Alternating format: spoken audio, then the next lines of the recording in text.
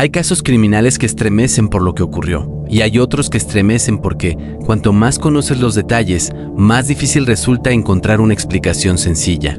Este es uno de ellos. El 24 de enero de 2023, una familia de Duxbury, Massachusetts, quedó destruida para siempre. 3 niños murieron dentro de su propia casa. Cora tenía 5 años, Dawson tenía 3, y Callan, el menor, apenas 8 meses. La persona acusada de acabar con sus vidas fue su propia madre, Lindsay Clancy. Pero desde el principio existió una pregunta que convirtió este caso en algo mucho más complejo que un simple asesinato. ¿Lindsay sabía exactamente lo que estaba haciendo? La fiscalía asegura que sí, la defensa sostiene que no, y mientras el juicio avanza en 2026, un jurado tendrá que decidir cuál de esas dos versiones se acerca más a la verdad. Esta es la historia del caso Lindsay Clancy, una historia de maternidad, enfermedad mental, medicamentos, advertencias ignoradas y una noche que terminó con 3 vidas inocentes. Y sobre todo, una historia cuyo desenlace todavía no se conoce.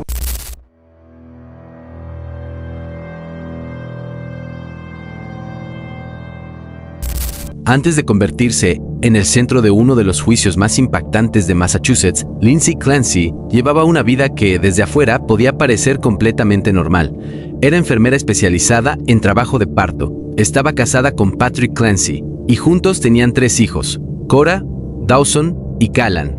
Para familiares y amigos, Lindsay era una madre dedicada, pero después del nacimiento de Callan, su tercer hijo, algo comenzó a cambiar. Los meses siguientes estuvieron marcados por ansiedad, insomnio, depresión y pensamientos que ella misma parecía no comprender completamente. Según los testimonios presentados posteriormente en el juicio, Lindsay comenzó a buscar ayuda profesional. Su preocupación no era solamente sentirse triste o agotada.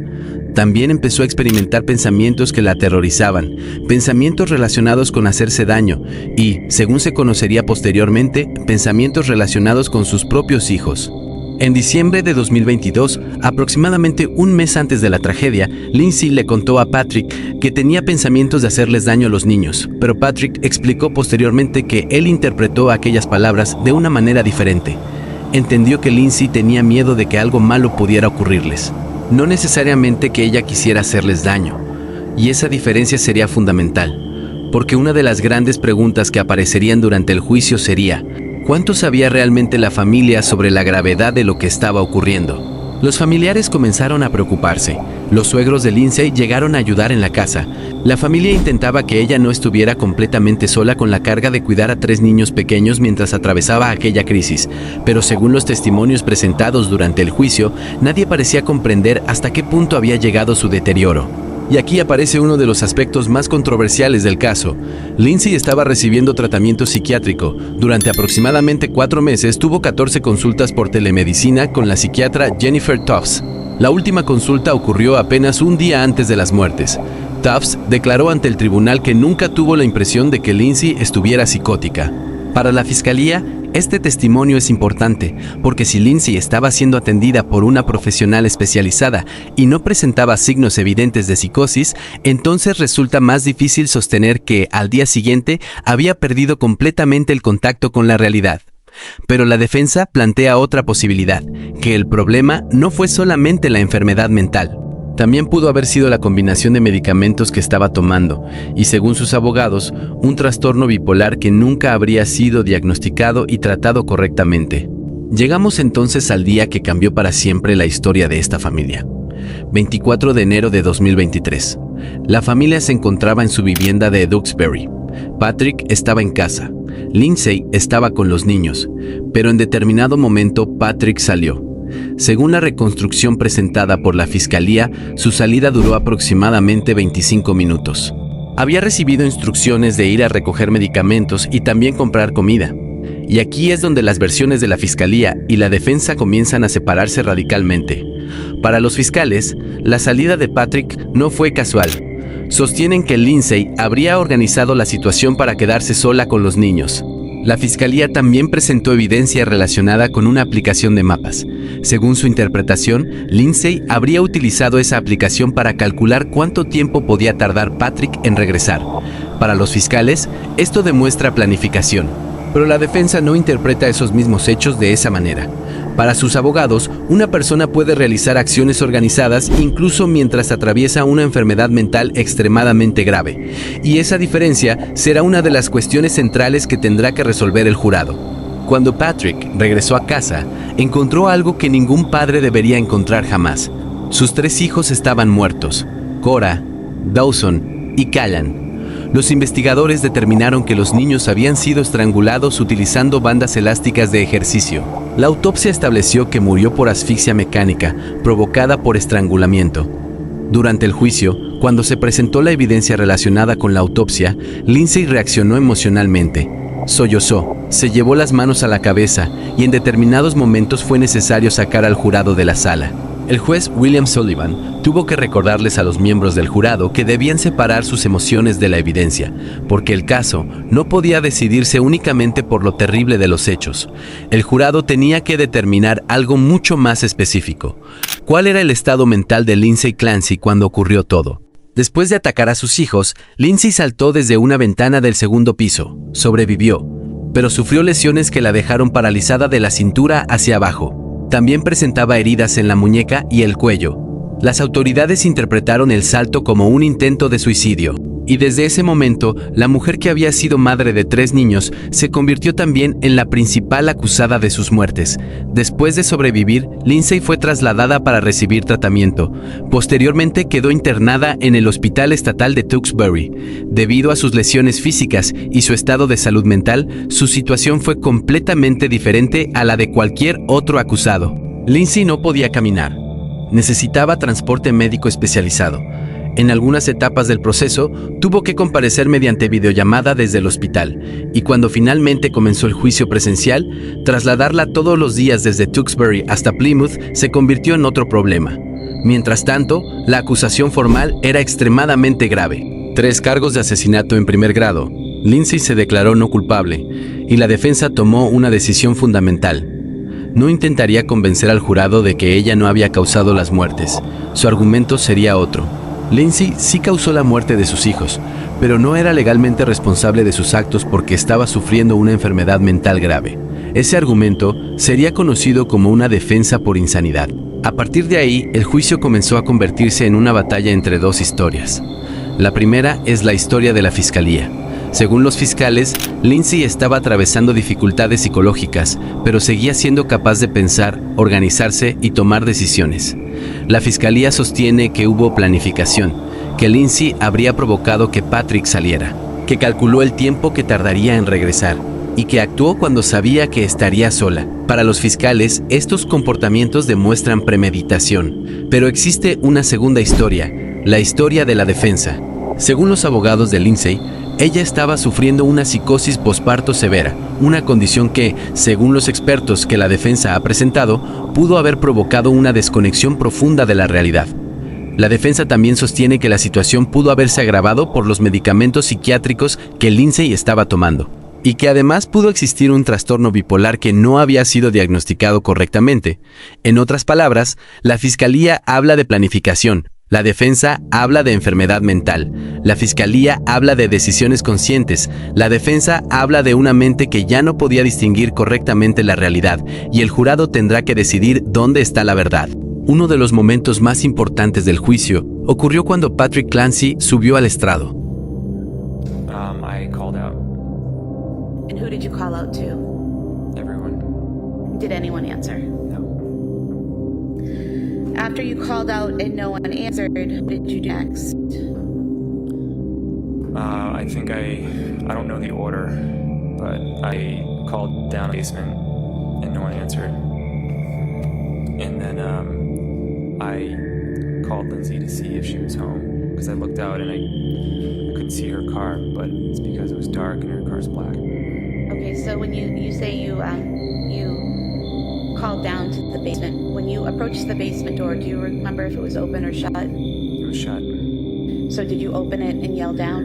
Yeah, And there was no response? correct. Do you recall when you opened the door to yell down whether the light was on or off? Yeah, it was on Lindsay. And you said you called Lindsay, was that a phone call?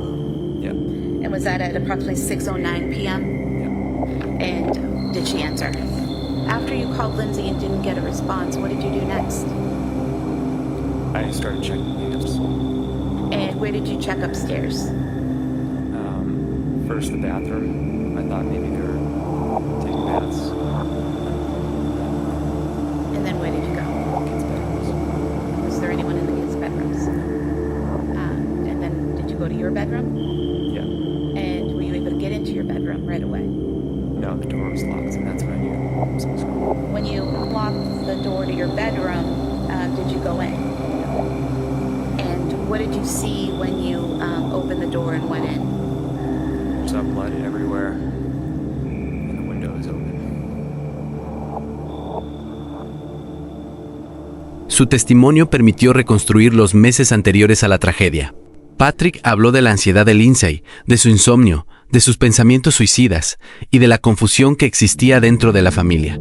Describió una situación difícil de entender, porque Lindsay podía estar completamente angustiada en un momento y poco después comportarse aparentemente con normalidad.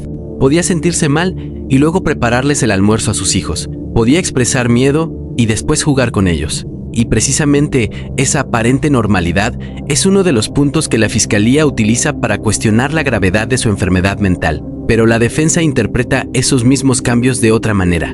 Una persona con una enfermedad psiquiátrica grave no necesariamente permanece en un estado de crisis visible las 24 horas del día, y esa es una de las grandes dificultades del caso, porque el jurado no está juzgando únicamente lo que ocurrió, también tiene que reconstruir lo que estaba ocurriendo dentro de la mente de Lindsay.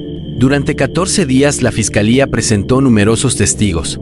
Declararon familiares, amigos, una antigua niñera, compañeros de trabajo, primeros socorristas, investigadores, médicos forenses y profesionales de salud mental. Cada uno aportó una pieza diferente del rompecabezas. Uno de los testimonios más controvertidos estuvo relacionado con una teoría investigativa según la cual alguien pudo haberle sugerido a Lindsay que afirmara escuchar voces para reforzar una defensa por insanidad. Sin embargo, durante el interrogatorio, un investigador reconoció que no se había encontrado evidencia que respaldara esa teoría. Ese detalle es importante, porque muestra hasta qué punto los investigadores intentaron reconstruir qué había ocurrido dentro de la mente de Lindsay, pero no todo pudo ser demostrado. También apareció evidencia digital, teléfonos, búsquedas, aplicaciones, datos relacionados con sus movimientos. Para la Fiscalía, estos elementos ayudan a reconstruir una secuencia deliberada. Para la defensa, no necesariamente prueban que Lindsay estuviera mentalmente sana. Una persona que atraviesa una enfermedad psicótica puede seguir utilizando un teléfono, puede caminar, cocinar, realizar tareas, puede incluso planificar ciertas cosas. La pregunta es, ¿comprendía realmente el significado de sus acciones? Finalmente llegó el 17 de agosto de 2026. Después de 14 días de testimonios, la Fiscalía terminó de presentar su caso. Su mensaje al jurado era claro. Lindsay tenía problemas de salud mental, pero eso, según ellos, no significa automáticamente que no fuera responsable de lo que hizo. Para la acusación, la evidencia demuestra que Lindsay tuvo suficiente capacidad para organizar sus acciones, y si el jurado acepta esa interpretación, podría encontrarla penalmente responsable de los 3 asesinatos. Pero entonces ocurrió algo importante. El turno cambió. La Fiscalía dejó de hablar, y comenzó la defensa. La primera testigo de la defensa fue Paula Musgrove, la madre de Lindsay, y su testimonio presentó una imagen completamente diferente de la mujer descrita por la Fiscalía. Musgrove habló de Lindsay como una madre amorosa, una mujer dedicada a sus hijos, pero también habló de los cambios que había visto, de una hija que parecía no reconocerse a sí misma. Según su testimonio, Lindsay llegó a decir, «Esta no soy yo, nunca había sido así antes». Para la defensa, esa frase resume lo que quieren demostrar, que la mujer que cometió los asesinatos estaba atravesando una transformación psicológica extrema, que su comportamiento no era el de la Lindsay que su familia conocía, y que algo había ocurrido dentro de su mente que terminó llevándola a un estado que ella misma parecía no comprender. Y ahora el caso se encuentra en su etapa más importante. La defensa continúa presentando testigos, expertos en salud mental, personas que conocieron a Lindsay y profesionales que intentarán explicar al jurado qué pudo ocurrir dentro de su mente durante aquellos días. Pero cuando termine esta fase, llegará el momento decisivo. El jurado tendrá que analizar toda la evidencia y lo que ocurrió durante las horas previas a las muertes, porque la pregunta final no será sencilla. No será simplemente, ¿Lindsay Clancy mató a sus hijos? La respuesta a esa pregunta parece clara. La pregunta será, ¿Era legalmente responsable de sus actos cuando lo hizo? Hasta agosto de 2026, todavía no existe una respuesta definitiva.